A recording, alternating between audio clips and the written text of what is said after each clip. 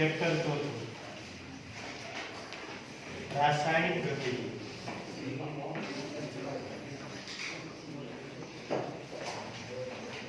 તો સૌપ્રથમ આ રાસાયણિક ગતિવિધિ છે એ શેની સાથે સંકળાયેલું છે? તો કે આપણે રાસાયણિક પ્રક્રિયાઓ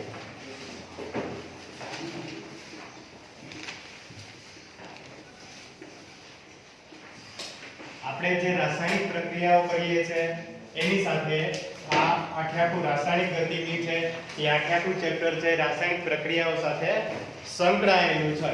એટલે કે રાસાયણિક પ્રક્રિયાઓ એટલે શું? તો કે આપણને ખબર છે કે રાસાયણિક પ્રક્રિયાઓ આપણે કઈ રીતે કરીએ છીએ?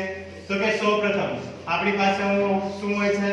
તો કે પ્રક્રિયકો હોય અને પ્રક્રિયકોને આપણે સામાન્ય રીતે શેના નામથી ઓળખીએ છીએ? આ રેડી રિએક્ટન્ટ ના નામથી ઓળખીએ છીએ અને એમાંથી એનું રૂપાંતર છે શેમાં થાય છે? નિપજ। નિપજ એટલે આપણી પ્રોડક્ટ, રેડી ને પ્રોડક્ટ તરીકે આપણે ઓળખીએ છીએ। પ્રક્રિયકોનું રૂપાંતર આપણે નિપજોમાં કરીએ છીએ। તો આપણને ખ્યાલ છે કે જે આપણે પ્રક્રિયકો છે તે પ્રક્રિયકોનું નિપજમાં રૂપાંતર કરવામાં આવે ત્યારે એના ઉપર કંઈક પરિબળો જવાબદાર હોય છે। એની સાથે કોણ જવાબદાર હોય? અસર કરતા પરિબળો। તો એમાં પરિબળોમાં છે શું શું આવે? તો કે આપણા જે પ્રક્રિયકો છે એ પ્રક્રિયકોની સાંદ્રતા, પેલો પોઈન્ટ કયો આવે? સાંદ્રતા। પછી બીજો શું આવે? એના ઉપર તાપમાન। ત્રીજું શું આવે? દબાણ। અને ચોથું શું આવે? ઉદ્દીપક।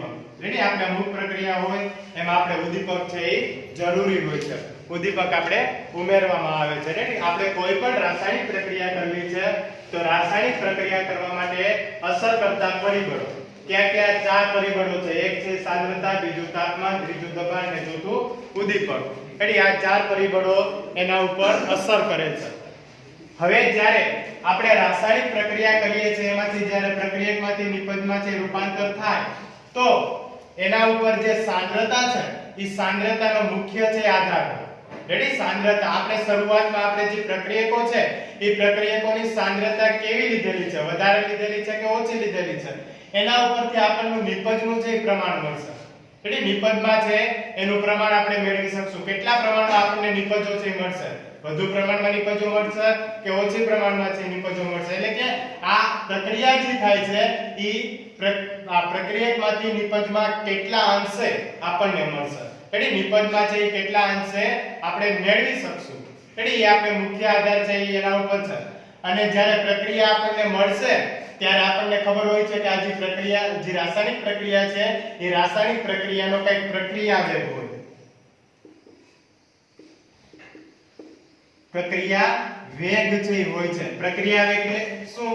તો કે જ્યારે પ્રક્રિયકમાંથી નિપજમાં જ્યારે આપણે રૂપાંતર કરીએ છીએ ત્યારે એના પર લીધેલો સમય, એટલે કેટલો સમય છે એ લાગે છે? પ્રક્રિયકમાંથી નિપજમાં રૂપાંતર થાય ત્યારે એના ઉપર છે એ લાગતો સમય એટલે એનો પ્રક્રિયા વેગ। અને આપણને ખબર છે કે તમે ફિઝિક્સમાં એમ કહો છો કે જ્યારે કોઈ પણ વેગ આપણે નક્કી કરવો છે તો વેગ આપણે કઈ રીતે નક્કી કરી શકીએ? તો અહીંયા અંતરના છેદમાં સમય, રેડી એકમ સમયમાં કાપેલું અંતર એને કંઈક તમે છે એ વેગના નામથી છે ઓળખો છો। તો ન્યા તમે વેગમાં છે એ અંતર લ્યો છો ને, સમય તો બેમાં આવશે। આમાં જે પ્રક્રિયા થાય છે ત્યારે લાગતો સમય પણ અંતર છે તો અહીંયા રાસાયણિક પ્રક્રિયા થાય છે તો અંતર બરાબર આપણે શું લઈ શકીએ? તો કે આપણે શું લેવું પડશે? સાંદ્રતા। એટલે અહીંયા સાંદ્રતા ઉપર છે એ આધાર રાખે છે। એટલે કે એકમ સમયમાં સાંદ્રતામાં થતો ફેરફાર એને રાસાયણિક પ્રક્રિયા તરીકે ઓળખી શકીએ છીએ। એકમ સમયમાં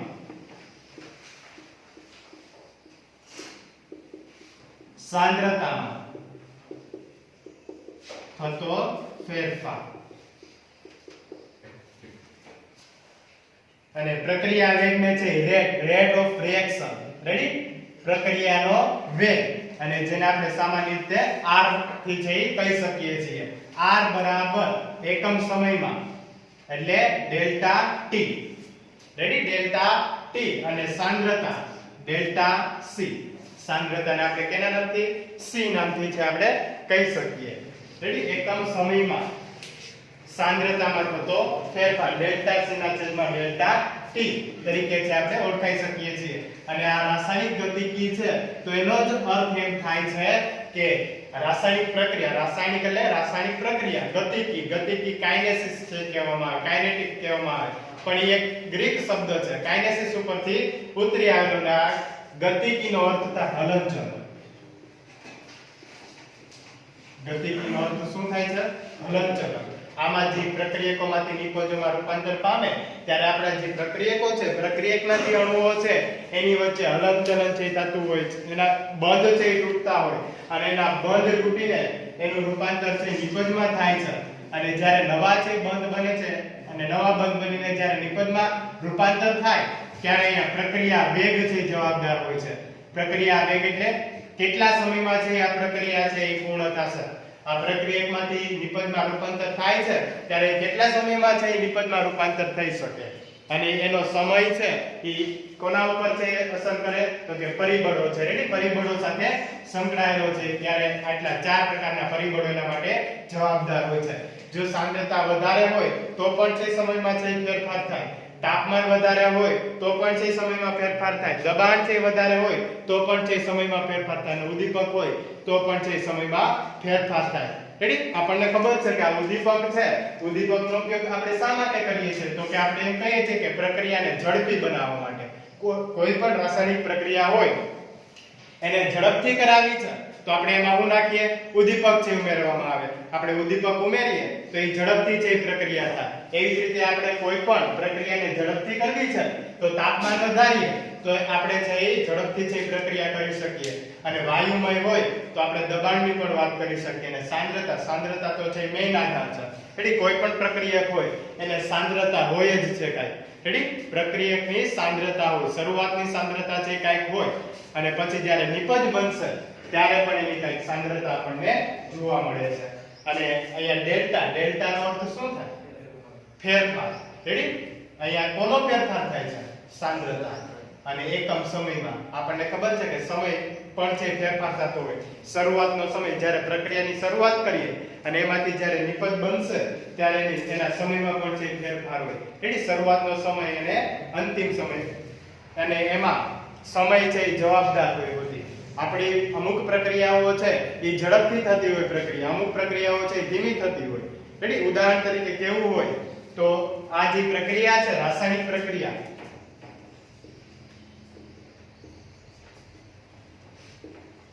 એના પ્રકાર તો ઝડપી પ્રક્રિયા હોય પછી એક મધ્યમ અને એક ત્રીજી ધીમી એટલે સાવ ધીમી ઝડપી પ્રક્રિયાનો આપણે કહીએ તો AgNO3 સિલ્વર નાઇટ્રેટ ની આપણે સોડિયમ ક્લોરાઇડ સાથે પ્રક્રિયા કરાવીએ તો એમાંથી આપણને AgCl NaNO3 સોડિયમ નાઇટ્રેટ છે બને છે આ ઝડપી પ્રક્રિયા છે આ ખૂબ ઝડપથી છે પ્રક્રિયા થઈ છે આપણે એક ટેસ્ટ ટ્યુબમાં છે AgNO3 સિલ્વર નાઇટ્રેટ લઈએ અને બીજી ટેસ્ટ ટ્યુબમાં છે NaCl મીઠું લઈએ અને બેને છે આપણે પ્રક્રિયા કરાવીએ આ AgNO3 માં NaCl નાખી દઈએ તો ઝડપથી છે આપણને શું આપશે AgCl ના છે અવક્ષેપ આપણને આપશે સફેદ કલરના જે આપણને અવક્ષેપ છે એમાં જોવા મળશે રેડી ઝડપી પ્રક્રિયા છે ઝડપથી થઈ જાય આપણે પ્રયોગશાળામાં છે બધી પ્રક્રિયાઓ કરીએ કેવી પ્રક્રિયાઓ કરીએ અત્યારે 12મા ધોરણમાં તો કે ઝડપી પ્રક્રિયાઓ આપણને ડાયરેક્ટ છે રિઝલ્ટ આપે પરંતુ અમુક પ્રક્રિયાઓ હોય છે ધીમી પ્રક્રિયાઓ હોય છે ઉદાહરણ તરીકે આપણે જે લોખંડ સાથેની કાટની જે પ્રક્રિયા કહીએ છીએ કાટવાની ક્ષારણની જે ક્રિયા છે એ ખૂબ ધીમી પ્રક્રિયા છે આપણે લોખંડ લઈએ અને ડાયરેક્ટ કાટી ગયું એવું બન્યું ક્યારે નહીં રેડી એવું બનતું નથી એ ધીમી પ્રક્રિયાઓ છે એનો સમય એના માટેનો સમય કેવો હોય છે વધારે લાગે છે વર્ષ 2 વર્ષ રેડી એમાં સમય છે એ વધારે લે જ્યારે મધ્યમ પ્રક્રિયા આપણે દૂધમાંથી દહીંનું બનવું રેડી દૂધમાંથી આપણે જ્યારે દહીં બનાવીએ છીએ ત્યારે આપણે અમુક સમયમાં અમુક એટલે કલાક 2 કલાક વધીને 3 કલાકમાં છે આપણે દૂધમાંથી છે દહીં બની જાય છે રેડી એમાંથી થોડોક એવો છે સમય લે છે પરંતુ આ જે ક્ષારણની ઘટના છે એ ક્ષારણની ઘટના છે વર્ષ 2 વર્ષ એમ લાંબો સમય સુધી ચાલે છે એટલે એના ઉપર પ્રક્રિયા છે લાંબો સમય સુધી છે એ થાય છે અને પછી છે આપણને કાટ એમાંથી મળે છે જ્યારે આ AgNO3 અને NaCl ની જે પ્રક્રિયા છે એમાંથી ડાયરેક્ટ આપણને પ્રક્રિયકમાંથી નિપજમાં છે રૂપાંતર થાય છે. રેડી? અને આના માટે પ્રક્રિયકમાંથી નિપજમાં જ્યારે રૂપાંતર થયું તો આ કોના ઉપર જવાબદાર છે? તો કે પ્રક્રિયા વેગ ઉપર જવાબદાર છે. અહીંયા કોણ સંકળાયેલું છે? પ્રક્રિયા વેગ. રેડી? તો કે આ પ્રક્રિયાનો પ્રક્રિયા વેગ કેવો છે? વધારે છે. આ પ્રક્રિયા વેગ વધારે હોવાથી આપણને ઇન્સ્ટન્ટ છે એ આપણને નિપજમાં છે રૂપાંતર થાય છે. જ્યારે સારણની ઘટના છે એમાં સમય વધારે છે, એટલે સમય વધારે છે એનો અર્થ શું? તો કે એનો પ્રક્રિયા વેગ કેવો છે? ધીમો છે. એનો પ્રક્રિયા વેગ ધીમો હોવાથી એ લાંબો સમય સુધી છે એ પ્રક્રિયા ચાલે છે. રેડી? એટલે આપણે કોઈ પણ રાસાયણિક પ્રક્રિયા છે એ કોની સાથે સંકળાયેલી છે? પ્રક્રિયા વેગ. રેડી? પ્રક્રિયા વેગ સાથે છે એ સંકળાયેલી છે. કોઈ પણ રાસાયણિક પ્રક્રિયા છે એ રાસાયણિક પ્રક્રિયાને પોતાનો પ્રક્રિયા વેગ હોય છે અને એ પ્રક્રિયાનો વેગ કોની સાથે સંકળાયેલો છે? સાંદ્રતા અને સમય. રેડી? સાંદ્રતા અને સમય સાથે સંકળાયેલો છે. તો હવે આપણો પોઈન્ટ આવે પ્રક્રિયા વેગ. આપણે એની વ્યાખ્યા કહી દીધી. તો પ્રક્રિયા વેગ શું કીધું?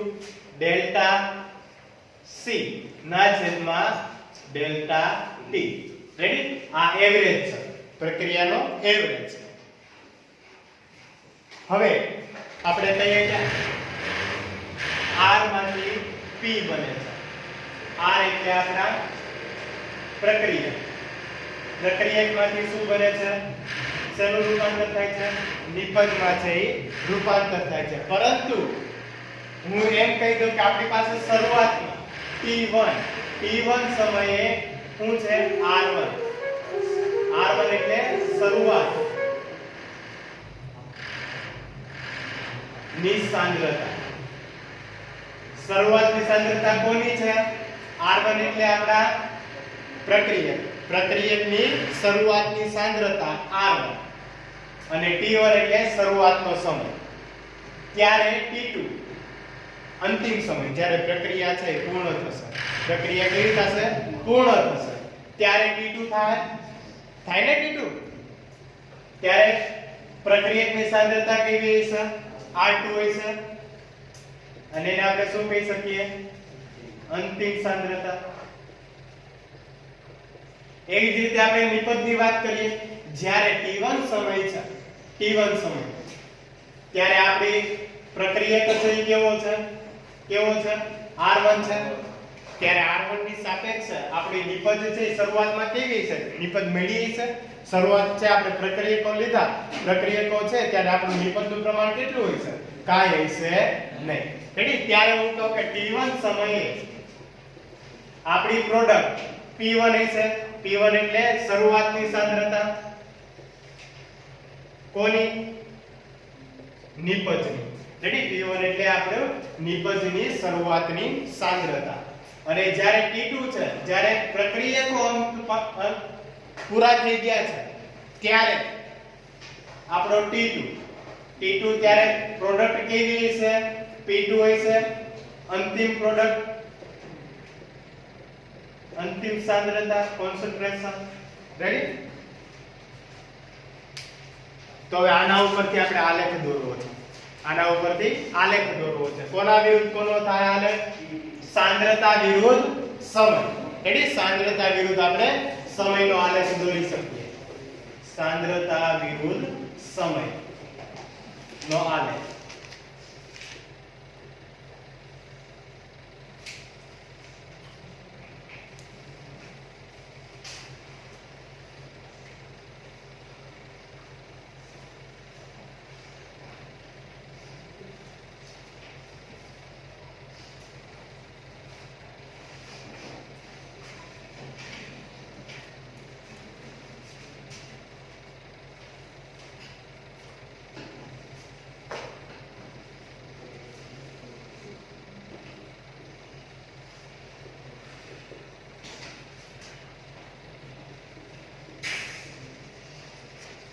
તો આપણને ખબર છે કે શરૂઆત આપણી જ્યારે કોઈ પણ રાસાયણિક પ્રક્રિયાની શરૂઆત થાય ત્યારે પ્રક્રિયકની સાંદ્રતા વધારે હોય કે ઓછી હોય? આપણા R ની સાંદ્રતા વધારે હોય કે ઓછી હોય? સૌથી વધારે હોય. સાંદ્રતા વધારે હોય, જેમ પ્રક્રિયા થાય એમ R ની સાંદ્રતા ઘટશે, પ્રક્રિયા આગળ વધશે એમ R એટલે આપણા પ્રક્રિયકની સાંદ્રતા વધશે અને ત્યારે નિપજની સાંદ્રતા એમ ન હોય, ઊંધું, પ્રક્રિયકની સાંદ્રતા ઘટશે અને નિપજની સાંદ્રતા વધશે. રાસાયણિક પ્રક્રિયા દરમિયાન પહેલો પોઈન્ટ હું આપણે કહી શકીએ પ્રક્રિયકની સાંદ્રતામાં વધારો થાય કે ઘટાડો થાય? ઘટાડો થાય છે. અને બીજું નિપજની સાંદ્રતામાં વધારો થાય છે. એટલે કોઈ પણ રાસાયણિક પ્રક્રિયા કરીએ અને રાસાયણિક પ્રક્રિયાની શરૂઆત થાય ત્યારે આ બે નિયમ, આ બે પોઈન્ટ સાથે જે સંકળાયેલું હોય ત્યારે પ્રક્રિયકની સાંદ્રતા છે એ ઘટે અને નિપજની સાંદ્રતામાં છે એ વધારો થાય. એટલે અહીંયા T બરાબર તો કેટલું હશે? 0 હશે અને R C સાંદ્રતા પણ કેવી હશે? અહીંયા 0 હશે. પણ શરૂઆતમાં આપણા પ્રક્રિયક છે એ R1 છે. શરૂઆતનો પ્રક્રિયક કેટલો? R1 છે. ત્યારે જેમ પ્રક્રિયાની શરૂઆત થાય એમ આપણે કીધું કે પોતાની સાંદ્રતામાં શું થાય છે? ઘટાડો થાય છે. એટલે જો ઘટે છે સાંદ્રતા, હા, પોતાની સાંદ્રતામાં જો આપણે નીચેનો છે વક્ર છે જોડો, એટલે લિનિયર નથી, વક્ર છે. લિનિયર હોય તો આમ સીધે સીધી છે, હાલે સીધે સીધો ઘટાડો ન થાય. એટલે કોઈ પણ રાસાયણિક પ્રક્રિયા કરીએ એમાં સીધે સીધો છે એ ક્યારેય સાંદ્રતામાં ઘટાડો થતો નથી. ધીમો ધીમો છે એ પોતાની સાંદ્રતામાં છે એ ઘટાડો કરે, કારણ કે આમાં મોલની વાત આવે, મોલ છે વાપરવા પડે, પોતાના જે જથ્થો છે એ જથ્થો વાપરવો પડે અને જેમ જથ્થો વાપરતા જાય એમ એની સાંદ્રતામાં છે એ ઘટાડો થાય. એટલે સીધે સીધો છે એ આમાં ઘટાડો છે જોવા મળતો નથી. આ R2, આ કયો R2 છે. એટલે R2 સમયે છે એ પોતે એકદમ સ્ટ્રેટ લાઈનમાં છે પછી હાલવા માંડે અને સ્ટ્રેટ લાઈનનો અર્થ શું થાય અહીંયાથી? તો કે પોતે કેવો થઈ ગયો? સંતુલનમાં થઈ ગયો. રેડી? સંતુલનમાં છે એ આવી ગયો. અને આપણને ખબર છે કે નિપજની વાત કરીએ, નિપજ છે તો આપણી શરૂઆતમાં નિપજ કેવી છે? કાંઈ હશે જ નહીં, 0 હોય છે. ત્યારે નિપજમાંથી શું થાય છે? જો આપણે કંઈક લખ્યું જો નિપજમાં, નિપજની સાંદ્રતામાં વધારો થાય. આપણે આ નિપજની સાંદ્રતામાં વધારો કર્યો. ધારો કે અહીંયા P1 છે આપણી શરૂઆતની નિપજ અને અહીંયા અંતિમ નિપજ છે આપણને કંઈક આવી મળે છે, P2 આપણને મળે છે. રેડી? આ આપણો પ્રોડક્ટ અને આપણું રિએક્ટર.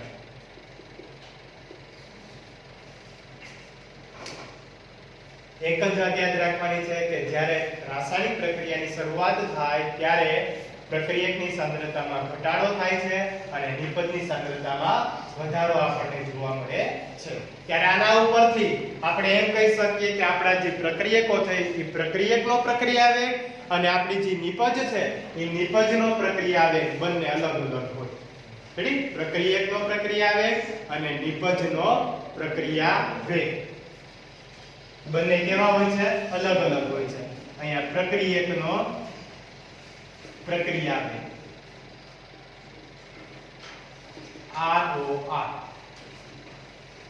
ROR એટલે રેટ ઓફ રિએક્શન. ROR પૂછવું હોય, રેટ ઓફ રિએક્શન, પ્રક્રિયકનો પ્રક્રિયાવેગ બરાબર ડેલ્ટા R ના છેદમાં ડેલ્ટા T. પરંતુ ડેલ્ટા R શું છે? R2 R1 ના છેદમાં T2 T1 થાય. આવું અંતિમ માઈનસ પ્રારંભિક એટલે અહીંયા અંતિમ સાંદ્રતા માઈનસ પ્રારંભિક સાંદ્રતા અને અંતિમ સમય માઈનસ પ્રારંભિક સમય. એટલે આપણે આવી વાત કરી શકીએ પ્રક્રિયાનો પ્રક્રિયા વેગ બરાબર ડેલ્ટા r ના છેદમાં ડેલ્ટા t. અને આ જે છે આપણો એવરેજ છે, સરેરાશ છે. એટલે આપણે આલેખ ઉપરથી સરેરાશ કહી શકીએ. આપણો કેવો છે? r એવરેજ, સરેરાશ પ્રક્રિયા વેગ.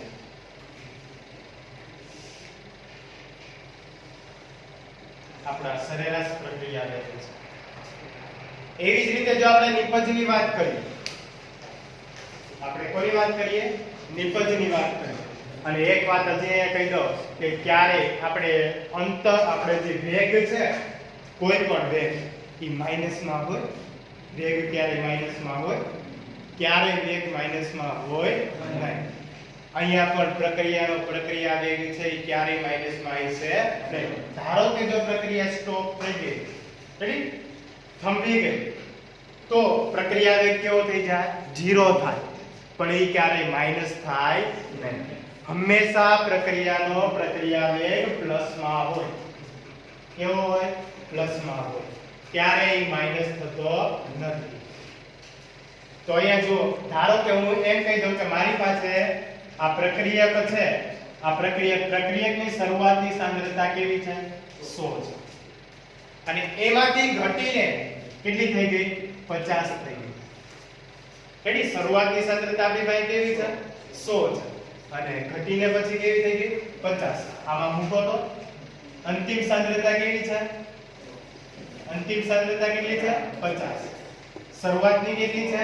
100. ધારો કે એ 5 સેકન્ડ છે એ પ્રક્રિયા થાય છે, પણ શરૂઆતનો સમય કેટલો થાય? 0 થાય. અને અંતિમ કેટલો થાય? 5 સેકન્ડ એ લખી નાખો. તો આનાથી બાદ કરો તો -50/5. આપણે તો એવું કીધું કે આપણો ક્યારે પ્રક્રિયા વેગ છે એ માઈનસ હોય નહીં. આ પ્રક્રિયાને પ્રક્રિયા વેગ પ્લસમાં કરવા માટે અહીંયા ઋણ નિશાની વડે છે એ ગુણવામાં આવે છે. રેડી? અહીંયા કેના વડે ગુણવામાં આવે? ઋણ નિશાની વડે છે એ ગુણવામાં આવે. અહીંયા ઋણ નિશાની આપણે કરશું તો માઈનસ માઈનસ હવે થઈ ગયો પ્લસમાં. રેડી? આપણે આ માઈનસ ની નિશાની આપણે કહીએ કે આપણે જોઈએ કે આ એવરેજ બરાબર માઈનસ ડેલ્ટા r ના છેદમાં ડેલ્ટા t છે. તો આ માઈનસ ની નિશાની તો ઋણ સૂચવે ને. તો આપણો r એવરેજ છે એ આપણા મનમાં શું થાય કે કેવો આવશે? માઈનસ આવશે. પણ એ વાસ્તવમાં એ પ્રક્રિયા વેગને ધનમાં લઈ આવવા માટે, પ્લસમાં લઈ આવવા માટે આપણે આ માઈનસ ની નિશાની વડે છે એ ગુણવામાં આવે છે. એટલે માઈનસ ની નિશાની આપણો પ્રક્રિયા વેગ જે છે એને પ્લસમાં લઈ આવવા માટે અહીંયા અને માઈનસ વડે ગુણી, એટલા માટે આપણો પ્રક્રિયા વેગ છે એ કેમાં આવી ગયો? પ્લસમાં છે આપણો પ્રક્રિયા વેગ આવે. એવી જ રીતે આપણે નિપજની વાત કરીએ. હે? કેમ 50 ના છેદમાં આવે જ નહીં ને. આપણો સર્વ આપણે ઉપરથી લઈએ છીએ ને, ઉપર છે એ વધારે હોય, નો જ આવે ને કઈ.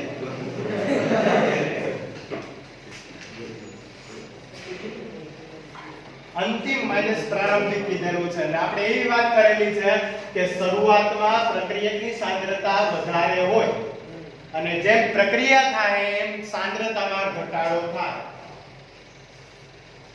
હવે નિપજની પ્રક્રિયાનો વેગ, નિપજની પ્રક્રિયાનો પ્રક્રિયા વેગ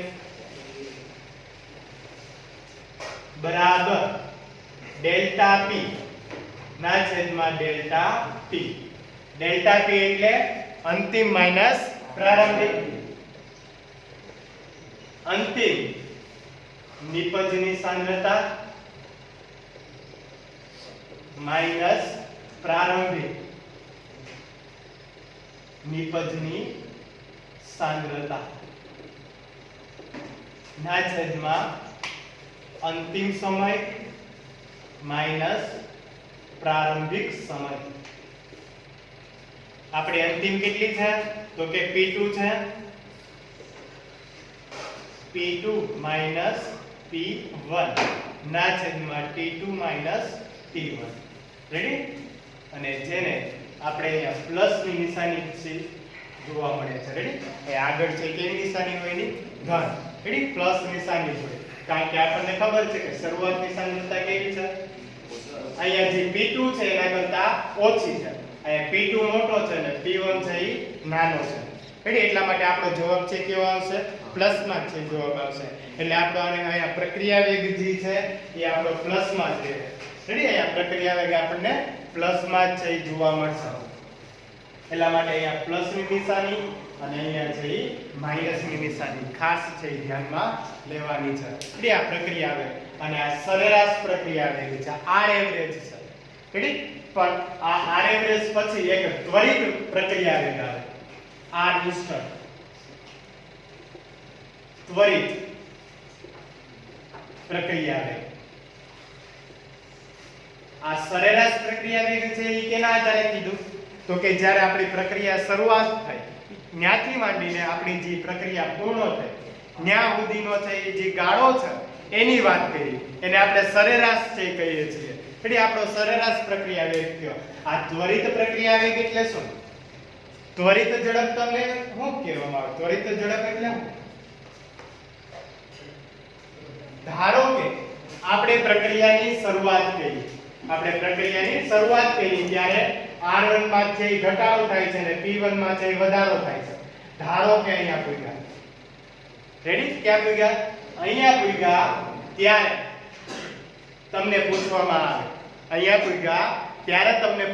આવે કે અત્યારે પ્રક્રિયાનો વેગ કેટલો છે રેડી અત્યારે પ્રક્રિયાનો વેગ કેટલો છે એ તમારો જવાબ એને ત્વરિત પ્રક્રિયા વેગ કહેવામાં આવે એ તમારો ત્વરિત પ્રક્રિયા વેગ છે ઉદાહરણ તરીકે તમે ઘરેથી ને સ્કૂલે આવ્યા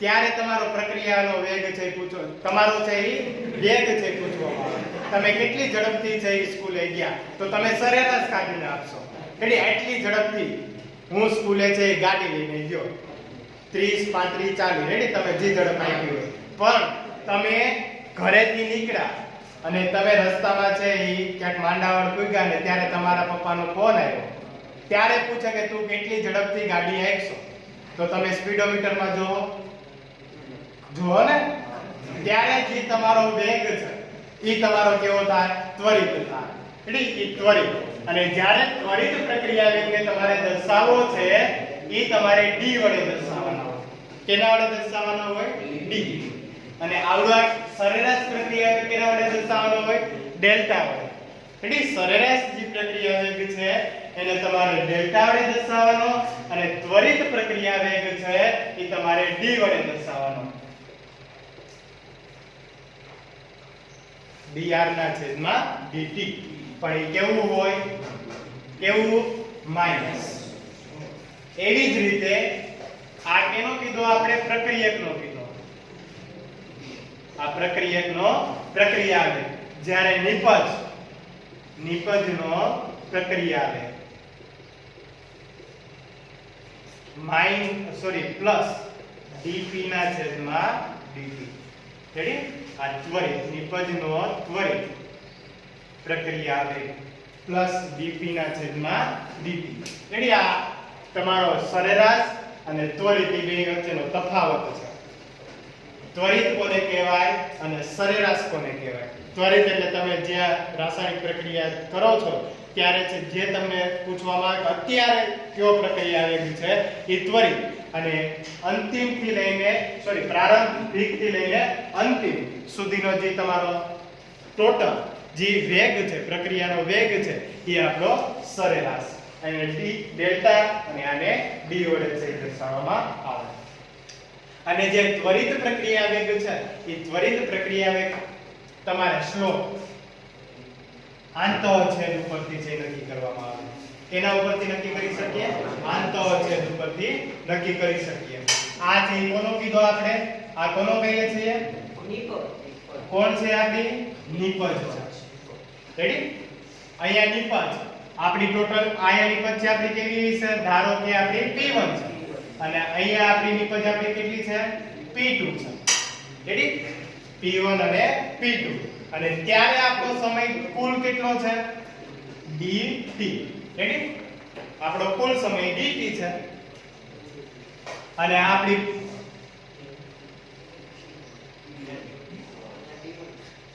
આ આખું કેટલું થાય dt આપણે ટોટલ કહી દીધું જુઓ તો ખરી ટોટલ કહી દીધું આપણે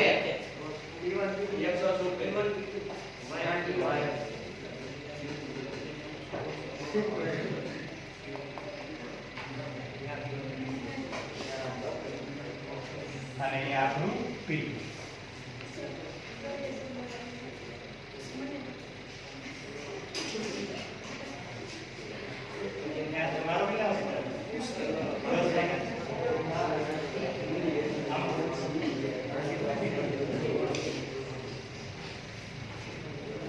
રેડી અને આના ઉપરથી આપણે આંતરછેદ ઉપરથી ઢાળ નક્કી કરી શકીએ આનો ઢાળ છે નક્કી કરવામાં આવે આ ઇન્સ્ટન્ટ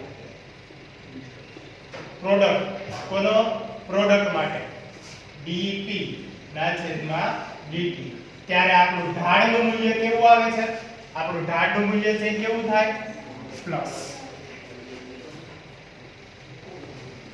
આપણો ઢાળ છે આપણને મળે અને જ્યારે આપણે કોની વાત કરીએ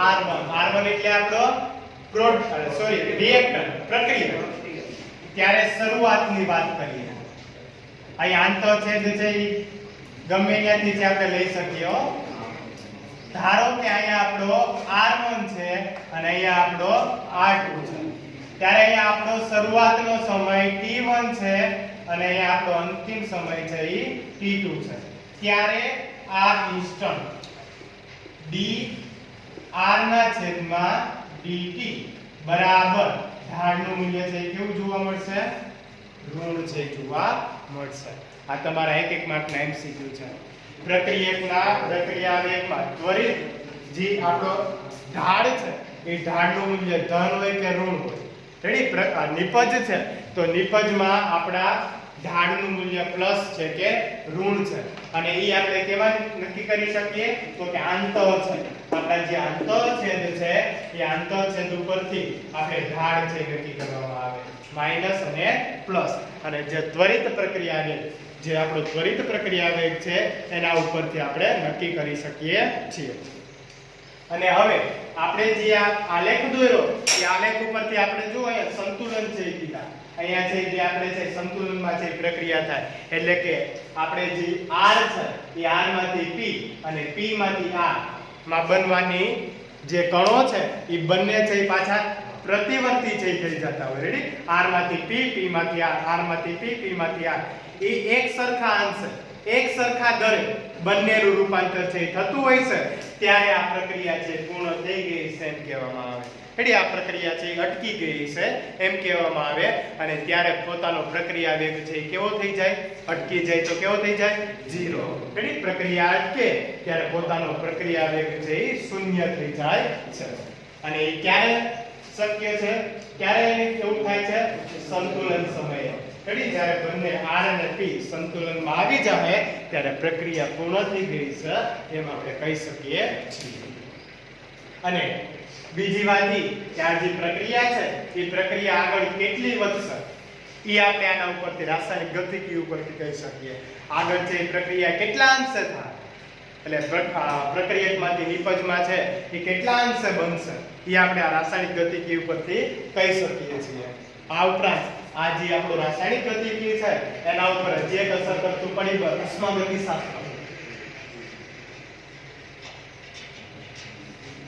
ઉષ્માગતિશાસ્ત્ર છે ડેલ્ટા જી મુક્ત ઊર્જા એટલે અહીંયા ડેલ્ટા જી મુક્ત ઊર્જા ઉપર છે એ આધાર રાખે છે એટલે ડેલ્ટા જી મુક્ત ઊર્જા છે એ આપણી 0 કરતા છે એ ઓછી હોવી જોઈએ રેડી મુક્ત ઊર્જા આપણી 0 કરતા ઓછી હોવી જોઈએ એના ઉપર છે એ આધાર રાખે છે અને અહીંયા આપણે આ પ્રક્રિયાનો પ્રક્રિયા વેગ છે એ કહી દઈએ અને તમારે જેમ વેગ છે વેગનો એકમ હોય અંતર છે ના છેદમાં સમય છે તો મીટર પ્રતિ સેકન્ડ એવી જ રીતે અહીંયા પણ પ્રક્રિયા વેગ જે છે એ પ્રક્રિયા વેગનો એકમ હોય.